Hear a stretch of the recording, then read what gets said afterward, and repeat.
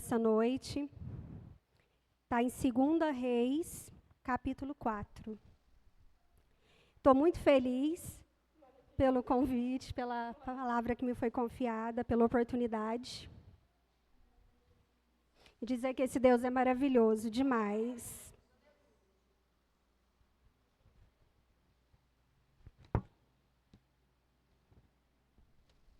Segunda Reis 4, a partir do versículo 17 ao 24, e depois nós vamos para o versículo 36. Aleluias. Amém? 17. E concebeu a mulher e deu à luz a um filho, no tal tempo determinado, segundo o tempo da vida que Eliseu lhe dissera. E crescendo o filho, sucedeu que um dia saiu para seu pai, que estava com os segadores. E disse a seu pai: Ai, ai minha cabeça, ai a minha cabeça. Então disse ao moço: Leva-o à sua mãe. E ele o tomou e o levou à sua mãe. Esteve sobre os seus joelhos até o meio-dia e morreu. E subiu ela e o deitou sobre a cama do homem de Deus. E fechou sobre ele a porta e saiu. E chamou a seu marido e disse: Manda-me já um dos moços e uma das jumentas, para que eu corra ao homem de Deus e volte. E disse ele: Por que vais a ele hoje? Não é lua nova, nem sábado. E ela disse: Tudo vai bem. Então abordoou a jumenta e disse a seu moço: Guia e anda, e não te detenhas no caminhar, senão quando eu te disser. No versículo 36. Então chamou a Gease e disse: Chama essa sunamita. E chamou e veio a ele e disse ele: Toma o teu filho. Irmãos, aqui está falando sobre a mulher sunamita. E nos versículos antes, por que eu quis falar dela? Porque ela era uma mulher muito sábia. A situação que ela passou, ela se manteve discreta, né? Sucedeu também que naquele dia, indo Eliseu a Sunem, havia ali uma mulher importante, a qual reteve para comer pão. E sucedeu que todas as vezes que passava por ali, todas as vezes que ele passava por ali para comer pão, né? Essa mulher, ela vivia ali no Monte Carmelo, e ela era uma mulher muito generosa. A Bíblia fala que ela era uma mulher generosa, se dava bem com todos, porém era uma mulher de uma boa posição. Ela tinha bens, era muito rica, só que jamais ela deixou que a riqueza, né, tirasse a pureza do coração dela. Então, ela era inteligente e, de cima de tudo, ela amava a Deus. E ela não permitia que as riquezas dela enchessem de orgulho. Ela era uma mulher observadora. Por quê? Eliseu, a pessoa que sempre acompanhava ele, com o seu servo, sempre passava por ali. E ela sempre observava. A gente sabe que o trabalho missionário hoje, ele é um trabalho que cansa muito, mas, porém, ele não tem muita ajuda. Os missionários que estão em lugares como a África, né, até mesmo aqui no Brasil, no Pantanal, na Amazônia, a gente sabe como as situações são precárias. E quando eles vão para lá, eles sabem que eles não vão ter, de repente, uma boa cama para dormir, não vai ter um alimento todos os dias. A gente sabe que existe uma escassez. E essa mulher, pensando nisso, ela disse a seu marido: Eis que tenho observado que este que sempre passa por nós é um santo homem de Deus. Então, ela conseguia ter essa maturidade para ver que aquele homem era um homem de Deus, que não era um homem enganador. Então, ela pediu a seu marido para que fizesse um quarto junto na beirada do muro. E ela fala assim, façamos-lhes, pois, um pequeno quarto junto ao muro, e ali ponhamos uma cama, uma mesa, uma cadeira e um candeeiro. E há de ser que, vindo ele a nós, para ali se recolherá. Né? Então, ela teve essa preocupação com ele, porque quando ele passasse por ali, ele ia ter uma cama para dormir, ele ia ter um lugar para descansar. Né? E a mulher sumanita, ela era submissa a seu marido. Muita gente, às vezes, pensa assim, eu não vou ser submissa ao meu marido, porque diz que o marido falar assim, ó, lambe o chão, a mulher lambe o chão. Submissão não é isso. Submissão é a mulher, ela ser o pilar da casa. É fazer junto. Não é eu falar assim para o meu marido, eu acho que eu vou trocar esse carro aqui. Não, eu não posso fazer isso, porque é meu, é dele. Eu não posso ir lá simplesmente comprar alguma coisa sem avisar ele. Por quê? Nós somos uma só carne, a gente tem que pensar junto e temos que viver em concordância. Então, ela era uma mulher sábia, né?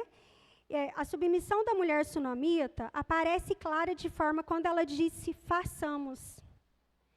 Quando ela diz, façamos, ela diz, meu esposo, você concorda? Ela não disse que ela iria fazer, né? Então, ela era sábia, pois abençoando ela o homem de Deus, que era Eliseu, ela saberia que automaticamente ela seria abençoada. Mas o intuito dela também não era receber nenhuma bênção, porque ela era uma mulher bondosa, era uma mulher sábia, ela gostava de ajudar as pessoas. Né? Ela tinha contentamento, porque ele tinha falado a Gease, diz-lhes, eis que tu tens nos tratado com todo o desvelo que se há de fazer por ti. Aqui, Eliseu chegou a ela com toda a gentileza que ela fez para ele e para o seu servo, com todo o seu cuidado, e ele perguntou, mulher, o que te falta? O que você quer que eu faça a ti? E aquela mulher humildemente respondeu, eu habito no meio do meu povo, ou seja, não me falta nada, porque eu sou uma mulher feliz, eu sirvo a Deus, eu tenho os meus bens, mas o mais importante, ela vivia no meio do povo dela, do povo que ela amava, do povo que ela se sentia bem, né? E ela quis dizer que estava feliz, mas ouvindo isso, Eliseu não deu a opção de escolha para ela ser abençoada. Ele disse, eu tenho que fazer alguma coisa para essa mulher, porque essa mulher tem cuidado tanto de nós, que eu quero, né, devolver para ela o que ela tem feito de bom. Então, ele não deu opção de escolha para ela. Então, ele libera uma profecia sobre a vida dela. Assim como Sara, a mulher era receosa, né? Ela tinha medo dele falar uma palavra, uma profecia, e ela ter muito medo. Então, ela não podia acreditar nas boas novas e achou que o profeta estava levantando esperança para depois decepcionar ela. Agora, eu vou voltar aqui um pouquinho, lá no versículo 16. Então, quando ele fala para ela, o que queres? Ela fala que não quer nada, mas ele diz que vai abençoar a vida dela. Então, ele diz, a esse tempo determinado, segundo o tempo da vida, abraçarás um filho. E disse ela, não, meu senhor, homem de Deus, não mintas a tua serva. Não enche o meu coração de esperança, pois o meu marido já é velho, não temos condições de ter filhos. Foi a mesma coisa que aconteceu com Ana. Ana teve medo, teve receio. Mas, no versículo 17 fala, e concebeu a mulher e deu à luz a um filho, no tempo determinado, segundo o tempo de vida que Eliseu lhe dissera. A promessa foi cumprida. Ela pediu? Não. Ela não pediu. Ela teve fé, irmãs? Foi lançada uma palavra. Para ter fé, tem que lançar a palavra. Aquela palavra foi lançada. Então, eu imagino que o coração dela se encheu de fé naquele momento. Se existe uma esperança, esse é o homem de Deus. Esse profeta está profetizando sobre a minha vida. Ela foi sábia, porque nós temos que ser sábios para falar quem profetiza na nossa vida. Cuidado, irmãos. Muito cuidado com quem põe a mão na sua cabeça e fala as coisas. A gente fica esperando e nada acontece. Sabe o que é isso? Falta de sabedoria da pessoa que profetizou e da gente que acreditou. Porque nós temos que ter a sabedoria, um olhar espiritual e saber que quem profetiza sobre nós é de Deus ou não. Ficar buscando o profeta nas igrejas, tem tal pastor lá e eu vou lá porque Deus vai falar na boca dele comigo. Não. Quando se você dobrar os seus joelhos no seu quarto, Deus fala com você. A oração, ela não vai até no teto e volta vazia. Não vai. Porque diz que quando você está orando, Deus inclina os seus ouvidos a ti. Ele ouve a nossa oração. Por menor que seja a nossa fé, Deus ouve. Então, essa mulher, eu imagino aqui que no momento que ela deu à luz esse filho, ela lembrou daquele profeta, eis o homem de Deus. Ela teve certeza, e todo aquele povo também teve certeza. No versículo 18, fala assim, e crescendo o filho, sucedeu um dia, saiu para seu pai que estava com os segadores. E aí, esse menino passa mal, né? Ele tem uma dor de cabeça muito forte, e ele começa, minha cabeça, e o pai o manda levar para sua mãe. E ele vai. Aquela mãe, ela faz tudo o que é possível para o filho. Tudo. Porque quando um filho chega para a gente e fala, minha cabeça está doendo, a gente já pega o menino, parece que está catando pioi. Já vai procurar para ver se cortou, se machucou, se bateu, se está sangrando, né? E eu imagino que aquela mulher tenha feito isso, deve ter feito colocado os remédios necessários, tudo. Mas a dor do menino não cessava. Aí aqui a Bíblia fala que ele o tomou e levou a sua mãe. Esteve ele sobre os seus joelhos até o meio-dia e morreu. Aquela mãe, já desesperada, ela pega essa criança. A Bíblia não fala a idade dessa criança, mas pelas leis que as crianças poderiam sair com pais pelos campos, essa criança deve ter entre 10 e 12 anos. E aí ela pega ele e coloca no seu colo, sobre os seus joelhos. E ao meio-dia, ele morre. Imagina a impotência que essa mãe teve. O seu filho morrer nos seus braços e ela não poder fazer nada. Ela não pôde fazer nada a não ser chorar e acreditar que aquele homem era um homem de Deus. Então, o que ela faz? Aqui, a mulher sunamita, ela tinha um controle emocional muito forte. Porque no capítulo seguinte, fala assim, e subiu ela e o deitou sobre a cama do homem de Deus. Fechou a porta e saiu. E chamou a seu marido e disse, manda-me já um dos moços e uma das jumentas para que eu corra ao homem de Deus e volte. Ela sabia, naquele momento, que ela ia atrás do homem de Deus, que ela ia encontrar Eliseu, que Eliseu tinha a cura para aquele menino. Porque Eliseu, ele fazia milagres, ele tinha o poder de Deus sobre a vida dele. Então, ela sabia que ele poderia curar aquele menino. Então, ela vai. E disse ele, por que vais... Aí seu marido diz, mandas um moço jumentos para que eu corra ao homem de Deus e volte. E disse ele, né, por que você vai hoje? Não é lua nova e hoje nem é sábado. Então, o marido, aquela hora, ela podia ter falado para ele, o nosso filho morreu, ele está morto lá no quarto, sobre a cama de Eliseu. Mas ela não falou. Irmãs, eu imagino no dia de hoje, se acontece uma coisa dessa com a gente, tem umas aí que ia descabelar, espernear, sair para a rua gritando, já ia pegar o WhatsApp, põe em todos os grupos da cidade, no Facebook e no Instagram. Só que aquela mulher, ela era sábia, ela não era tola. O desespero, às vezes, bate na gente, a gente sai falando, me ajuda, me ajuda, me ajuda. Mas ela não, ela sabia que o homem de Deus poderia ajudar ela. Então, né, a situação que era difícil para ela, o seu único filho que ela amava, agora estava morto. E a atitude dela, ela não reclamou e não murmurou em nem um minuto. nada ela murmurou, né? Então, pela forma que está descrito no texto, a gente percebe que ela era uma mulher bem equilibrada, com domínio próprio e que sabia que não ia adiantar ela espernear. Pela forma que está... Aí, nos dias de hoje, a mulher erra quando ela acredita que qualquer pessoa pode ajudar ela, né? Eu errei, aconteceu um problema muito sério comigo aqui, eu vou numa pessoa que não é de Deus, isso já aconteceu comigo, contei meu problema, quando vejo sai um fio telefone, uma conversa sem fio, né? Todo mundo já estava sabendo. Sabe quem que me ajudou? Ninguém. Sabe por quê? Eu fui tola. Você não tem que contar seu problema para quem não tem fé em Deus. Procura o seu pastor, procura a pastora, procura um irmão de confiança e fala.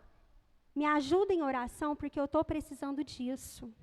E ora também, porque tem gente que pede para orar, mas não ora. Aí não resolve. Tem que ter fé.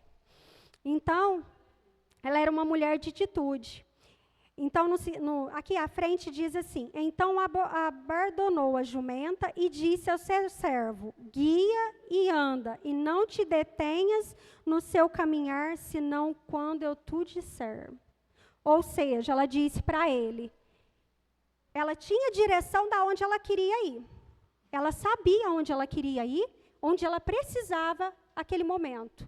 Então, ela falou para o seu servo, não desvie o seu caminho, o seu olhar nem para a direita, nem para a esquerda, não pare, não converse com ninguém, porque eu preciso chegar logo, porque o filho dela estava morto. Aqui, irmão, sabe o que é interessante? Que nem para o marido dela, ela conta que o filho estava morto. Será que ele não tinha condições de saber? Será que, de repente, ele ia ter um piripaque e não ia aguentar a situação? Mas foi a sabedoria dela, porque ela sabia que ninguém poderia ajudar, se não fosse o homem de Deus. E quando ela pega aqui, né, existem situações que precisamos orar e apenas confiar em Deus. Já outras que, além de orar, preciso agir, ou seja, ter atitude diante do problema. Aqui ela teve uma atitude simples. Eu quero o homem de Deus. Né? Ela sabia da direção que tinha que ir, ela pega a jumenta, ela sabia onde o homem de Deus estava, o moço guia, ela o direciona, e sabedoria debaixo das mãos de Deus. Eu tenho certeza que naquele momento, aquele coração aflito de mãe, aquela dor que ela estava sentindo, mas ela não perdeu a fé. Então, ela sabia, ela guiou, se direcionou tudo certinho conforme tinha que ser. E a mulher sunamita, ela tinha coragem. Lá no versículo 4, 28, e diz ela, pedi eu, quando ela chegou, lá Eliseu, o servo dele, ele viu o que ela havia diante. E ele falou para ela, vai até ela e vê o que ela precisa, porque é a mulher sunamita e vejo que nela não tem alegria. Então ele foi, só que quando ele foi, ela falou, não é com você. Eu preciso falar com Eliseu. E quando ela chegou lá, ela fala assim para ele, e disse ela, pedi eu ao meu senhor algum filho? Ela perguntou para ele, como se diz, você me deu porque você quis me dar. Eu não te pedi. E ele disse, não disse eu, não me enganes. E ela não descabelou, desesperou, gritou e saiu contando para todo mundo. A sunamita não fez isso. Em vez disso, teve coragem de uma mulher guerreira, que luta por aquilo que Deus lhe confiou nas suas mãos, que no caso era o seu filho. Ela não pediu o filho para o Senhor. Só que os nossos filhos são emprestados, não são nossos. Então, o Senhor, aquele dia, emprestou o filho dele a ela, para ela cuidar. Então, só que aqui, às vezes a gente fala assim, ela poderia estar sendo um pouco rude com ele. Ela não foi. Ela estava desesperada. Ela era uma mulher sábia, mas ela era mãe. Então, ela estava assim, no coração dela havia um desespero. Ela queria o filho dela de volta. E ela sabia que ela não poderia demorar mais ali. Porque quanto mais ela demorasse, mais o corpinho do menino esfriava. e mais difícil seria para ele voltar à vida. Por isso, disse a mãe do menino. Não, aí aqui, porém disse a mãe do menino, vive o Senhor e vive a tua alma, que não tei dela não deixar. Então ele se levantou e seguiu. Aqui fica claro que o amor de uma mãe persistindo por seu filho é muito grande. Quando ela falou para ele que a situação que o menino estava, Eliseu rapidamente, ele se levantou e foi com eles. E ela falou para ele que o menino estava no quarto. Né? Então, assim, imagina o coração dela, o filho morto na cama, e ela não podia voltar sem a resposta de Deus, porque na hora o Eliseu mandou o servo ir e passar um bordão sobre o menino.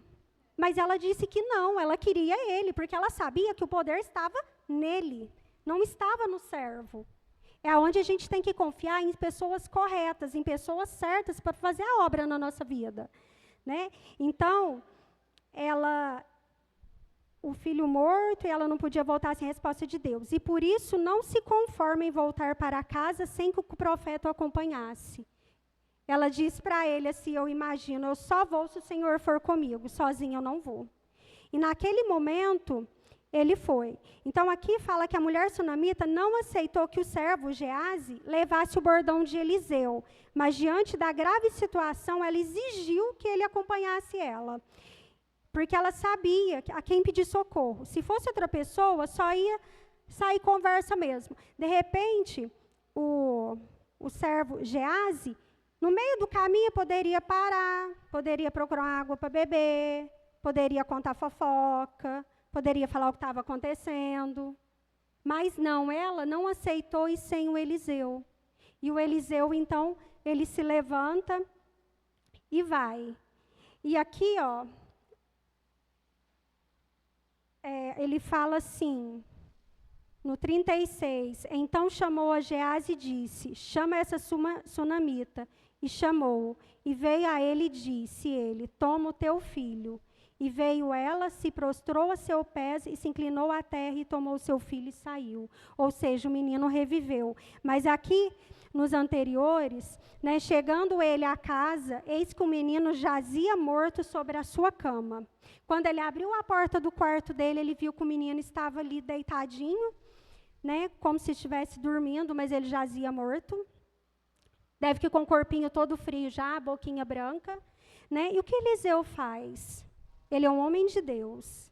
O poder de Deus estava sobre a vida dele. E aquela mulher tinha fé, porque senão ela não tinha procurado ele. No desespero dela, ela teve a sabedoria de quem procurar.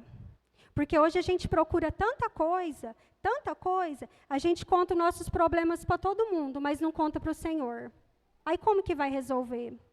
Como a irmã Gabriela disse aqui, será que o sim para nós é o sim de Deus? Não pode ser, gente. Quando uma porta fecha, um relacionamento se desmancha, é Deus trabalhando. A gente não entende. Por que muitos casamentos, por que muita coisa dá errada? Porque não ora a Deus, não consulta. Vai lá e compra um carro, o carro só dá defeito. Às vezes o conserto dá para comprar outro carro. Mas não, a teimosia, porque nós somos teimosos. A gente tem que orar. A nossa maior oração e a nossa maior força está nos joelhos, quando a gente dobra. Por que a sunamita colocou o filho sobre os joelhos? Porque o joelho é lugar de oração. O joelho é lugar de resposta. E ela soube disso. Ela teve a sabedoria disso. Essa mulher, ela é uma mulher muito sábia, irmãos. Aqui, né, às vezes a gente não tem a sabedoria de coisas simples na nossa vida. A gente guarda o melhor prato, o melhor copo para visita. Mas quem são as pessoas mais importantes da nossa casa? É nosso marido e nossos filhos, não é? Então, por que deixar para outras pessoas? Por que colocar uma mesa posta, bonita, se as pessoas mais importantes estão com você todos os dias? Tem um testemunho, eu não vou citar nome, mas é de uma pessoa muito próxima a mim. Era casadinha de nova e tinha aqueles baús de enxoval ainda, né, que as mães faziam para as filhas, aquele baú de enxoval. E ela tinha aquele baú de enxoval todinho ali. Só que, porém, ela morava em casa de aluguel. E aí, sabe como que é casa de aluguel, né? Um dia você tá, o outro dia você tá, um dia um guarda-roupa monta, outro dia já monta assim uma porta, depois vai ser outra porta e assim vai. E ela falava assim, esse enxoval eu vou usar na minha casa nova. Vai ser na minha casa nova. Era o sonho dela. Era o sonho da minha mãe. Só que aconteceu. Com 26 anos de idade, ela ficou viúva. E o enxoval, que não tinha sido usado, que estava guardado, o que adiantou? Nada. Nada. Era um desejo que ela tinha no coração dela de usar na casa nova.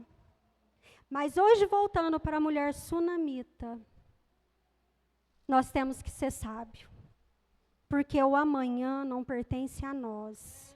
O amanhã pode não dar tempo. Gente, sabe aquele negócio assim, ó? Eu preciso ligar para uma pessoa, porque eu estou com saudade, porque eu amo aquela pessoa. Mas aí, você entra, pega o celular, o WhatsApp não deixa. O Facebook não deixa, porque você começa a ver as coisas e não fala. De repente, esse telefone pode tocar. Olha, a pessoa, infelizmente, não está mais entre nós. E aí? Será que tinha que pedir perdão? Será que não deu tempo de falar que amava? Às vezes, a distância, na mesa de uma família hoje, vamos falar na hora do jantar, às vezes a distância entre um pai e um filho está mais longe do que aqui em Brasília. Sabe por quê? As pessoas não estão se importando mais. As pessoas não estão sendo sábias mais. Hoje, a mãe e o pai têm que ser sábios, porque o mundo, ele está atordoado. Ele tem tudo para tirar os nossos filhos da presença de Deus. O meu não está na presença do Senhor, mas eu tenho orado, eu tenho buscado, porque eu quero ver ele na igreja ainda. Então, a mulher ela tem que ser sábia, ela tem que cuidar da sua casa, porque ali é o mais importante, tem que ser para a casa dela, para a família dela. A mulher, ela tem que se cuidar. Não estou falando ir lá encher de botox, não, viu, gente? Fazer plástica, não é isso. É se arrumar. Porque pensa bem, eu estou falando de mulher sábia, então eu vou falar porque Deus colocou isso no meu coração. O marido trabalha o dia inteirinho, dia todinho. Chega em casa, pia suja. Não tem um café pretinho para tomar. Olha na mulher, a mulher tudo descabelada, com a roupa atrapalhada. E na hora de dormir, ainda vai dormir com a camisa do político. Isso é uma mulher sábia? Depois fala assim, ai, mas meu marido está muito difícil, vem chorar para o pastor. Aí ela é a santa, o marido é o... Né? Mas e dentro de casa, ela não está sendo sábia. Ela tem que ser sábia com seus filhos, como manter uma casa limpa, uma casa organizada, dar amor aos seus filhos e cuidar do seu marido. A mulher que faz isso, muitas vezes a mulher fala assim, ela pode falar assim, eu ficar dentro de casa cuidando do meu marido, de filho, Deus me livre. Hoje não é mais a nossa realidade. Hoje nós trabalhamos e ajudamos na despesa de casa. Mas a gente não pode esquecer de uma coisa. Nós somos mulheres. Nós somos mulheres. O marido não lava um banheiro bem lavado igual nós, não faz uma comida bem feita. Não estou desmerecendo os maridos. Mas eles não fazem conforme a gente faz. O meu marido é uma bênção, me ajuda, faz janta, faz almoço, mas ele mesmo fala, nossa, mas por que o seu fica diferente? É porque é diferente. Nós fomos preparadas para cuidar da família. Então, muitas das vezes, a gente tem uma vida corrida, tem uma vida difícil, mas nós somos o pilar da nossa casa. Por que muitas vezes fala, Senhor, eu estou orando, nada acontece, meu marido não vem para a igreja, meu filho não tem para a igreja. Ai de você se você não estivesse orando. A casa já tinha caído. Vocês não sabem o que Deus, gente, mundo espiritual, Deus age de formas maravilhosas. Quantos livramentos Deus dá para nossos filhos, para nós, para nossa casa. A gente acha que a maldade não existe? Existe. Eu tinha no meu aquário 53 peixinhos. Entrou uma pessoa, parou na frente do meu aquário e falou, nossa, que aquário bonito. No outro dia, na semana, morreu 53 peixes. Então, isso ela olhou no peixe. Agora, imagina o que ela já não olhou na minha vida. Só que Deus guarda. Por isso que nós temos que orar. O filho dormiu, vai lá, ora para ele, ora no quarto, unge a cama, unge tudo. Nós temos esse poder, não existe oração mais forte que de uma mãe. Nós temos que ser sábia. Nós temos que ser sábia diante da palavra de Deus. Nós temos poder. Nós não somos só, é uma mulher miudinha, fraquinha, delicada. Não. Nós somos mulheres fortes. Nós somos mulheres escolhidas por Deus. Nós somos sábias. Nós temos o Espírito Santo na nossa vida. Então, Cristiano, desculpa, mas não foi isso que eu quis dizer, não. Mas nós somos mulheres fortes. Nós somos mulheres de oração. Igual essa mulher sunamita, se ela tivesse procurado ajuda com a vizinha, gente, a vizinha já ia falar para a rua inteira que o filho tinha morrido.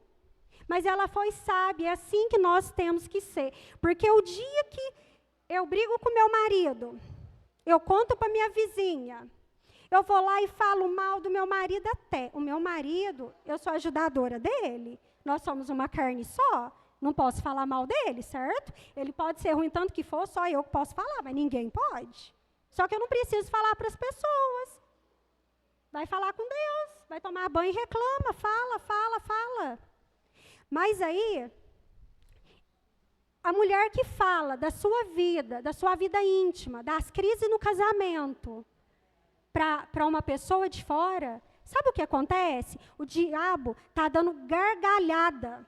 Está dando gargalhada. Ah lá, tola. Não é sábia, é uma mulher tola. Agora, o que vai acontecer? Eu falei A para ela, virou B, virou C, virou D, a cidade inteira está sabendo. Aí, no outro dia, aparece eu com meu marido bonitinho. Fica feio para quem? Não é para a gente? Então, vamos ser sábios, gente. Igual essa mulher sunamita foi. Vamos ter sabedoria no Senhor. Isso serve para os homens também, não é só para as mulheres, não. Vamos ter sabedoria nele, buscar a Deus, sabe? Tem algum projeto? Tem alguma coisa na vida de vocês? Pede ajuda para o pastor em oração, mas não pede para o vizinho que não sabe nada de Deus, não. Pede para um amigo que é de Deus, então, que tem confiança, que você pode confiar que ele não vai falar para ninguém. Porque os nossos projetos, quando são apresentados ao Senhor, não tem erro. Não tem erro. Existe assim, Deus dá para nós porque a gente pede? Eu creio que sim. Mas aí, ele dá, aí na parte, porque assim, primeiro ele fala que não, e a gente é teimoso, né, vai e faz. Aí começa a dar tudo errado. É porque não era de Deus. A gente tem que orar e a gente tem que buscar no Senhor. Então, voltando aqui para a palavra, quando o Eliseu curou o filho dela, da sunamita, que ela voltou, o que ela fez? Lá no versículo 37, e entrou ele e se prostrou a seus pés e se inclinou à terra. E tomou seu filho e saiu. Então, após receber o milagre, a ressurreição do seu filho, ela com humildade se prostra em terra cheia de gratidão para com Deus e com o profeta. Imagina a alegria do coração daquela mãe, ter seu filho de volta, o seu filho amado, o seu único filho a quem Deus confiou a ela. Porque ela teve sabedoria. Então, que nós possamos ser mulheres sábias, orarmos juntas, né, nos fortalecer juntas, para que a gente possa ajudar outras mulheres. Irmãs, eu agradeço a oportunidade em nome de Jesus.